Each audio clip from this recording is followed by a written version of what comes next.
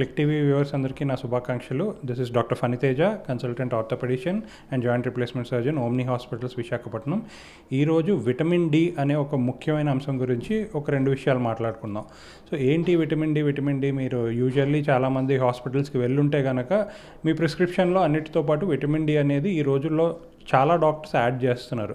ఇది కేవలం ఒక మార్కెటింగ్ ఆర్ జస్ట్ మెడిసిన్స్ని సేల్ చేసే విషయం అయితే కాదండి. ఎందుకంటే విటమిన్ డి అనేది కేవలం బోన్ హెల్త్కే కాదు, బాడీలో ఇంకా చాలా సిస్టమ్స్కి చాలా ముఖ్యమైన విషయం.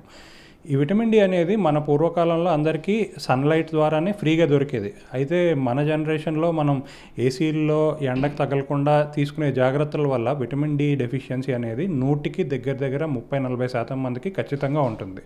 సో ఈ విటమిన్ డి డెఫిషియన్సీ వల్ల ఒంట్లో ఉన్న కాల్షియం సరిగ్గా అబ్జార్బ్ అవ్వకపోవడం, దానివల్ల బోన్స్ వీక్ అవ్వడం, అలాగే చిన్న దెబ్బలకు కూడా ఈజీగా ఫ్రాక్చర్ అవ్వడం, ఇలాంటి ఆర్థో రిలేటెడ్ ప్రాబ్లమ్స్ వస్తున్నాయి. సో దయచేసి అందరూ కనీసం ఒక 20-30 మినిట్స్ ఎండకి ఎక్స్పోజ్ అవ్వడానికి ట్రై చేయండి. అలాగే ఏదైనా చిన్న ఎక్సర్సైజెస్ జస్ట్ బాడీ మీద ఒక స్ట్రెస్ పడేలాగా కొంచెం రోజైనా అది చేసుకుంటూ ఉంటే విటమిన్ డి లోపం లేకుండా ఉంటారు.